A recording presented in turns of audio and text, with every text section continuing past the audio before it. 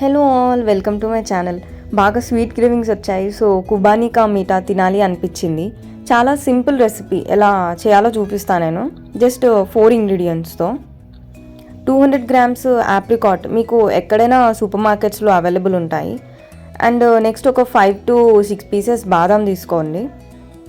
And ఇంకా 200 grams ఆప్రికాట్కి సరిపడా 1 cup sugar.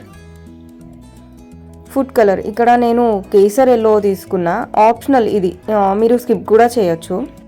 ఇక్కడ నేను ఆల్రెడీ ఆప్రికాట్ని బాగా వాష్ చేశాను. నెక్స్ట్ ఒక 4 to 5 అవర్స్ వేడి నీళ్ళలో వేసి బాగా నానబెట్టుకున్నాను నేను.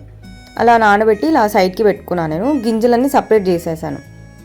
ఆ తర్వాత కొంచెం నానిన తర్వాత ఆప్రికాట్స్ నుండి నేను గింజలు సపరేట్ చేసి సైడ్కి పెట్టుకున్నా. ఇలా ఈ గింజలు అన్నీ సపరేట్గా సైడ్కి తీసుకున్నాక సేమ్ మన దీనిలో సీడ్ వచ్చేసి సేమ్ బాదం పప్పు లాగా ఉంటుంది చూడండి. నేను ఆల్రెడీ అన్ని గింజలు పగలగొట్టి ఈ సీడ్స్ని ఇలా సపరేట్గా సైడ్కి పెట్టుకున్నాను. చూడండి, సీడ్స్ నుండి తీసిన బాదం పప్పు చాలా టేస్టీగా ఉంటుంది. ఇలా ఆప్రికాట్స్ని నానబెట్టిన వాటర్ని సపరేట్గా సైడ్కి పెట్టుకున్నాను.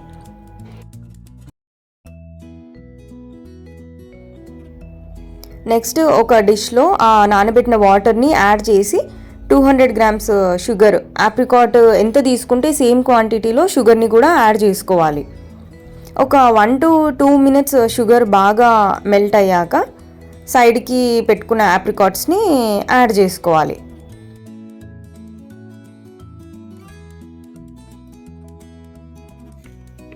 ఈ వాటర్లో యాడ్ చేశాక బాగా కలుపుకొని ఒక 10 to 15 minutes లో ఫ్లేమ్లో బాగా ఉడికించుకోవాలి.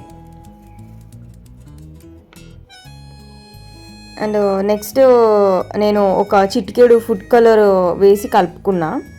ఇది ఒకవేళ వేయకపోతే మీకు అసలు ఏ కలర్ రాదు, చాయిస్ మీది. ఇంకా మీరు స్కిప్ చేయాలి అనుకుంటే అలా కూడా చేసుకోవచ్చు. ఇప్పుడు ఫైనల్గా బాగా కలుపుకొని లో ఫ్లేమ్లో ఒక 5 to 10 minutes కొంచెం థిక్నెస్ వచ్చే వరకు పెట్టి ఇంకా దించేసుకోవడమే. హాట్గా తింటే బాగుండదు, ఫ్రిడ్జ్లో పెట్టి కూల్ అయ్యాక తింటే చాలా బాగుంటుంది టేస్ట్. అసలు సర్వ్ చేసే ముందు మనం ఆల్రెడీ సీడ్స్ని సపరేట్ పెట్టుకున్నాం కదా, సీడ్స్ ఇంకా బాదం పైన వేసుకొని ఇంకా టేస్ట్ ఎలా ఉందో చూడడమే. అడిషనల్ సజెషన్, ఐస్ క్రీమ్తో తింటే మాత్రం ఇంకా టేస్ట్ మస్తు ఉంటుంది అసలుకి.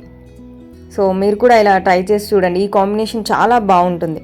కుబానికా మీఠా ఇష్టమైతే మీరు కూడా ట్రై చేయండి. Bye bye.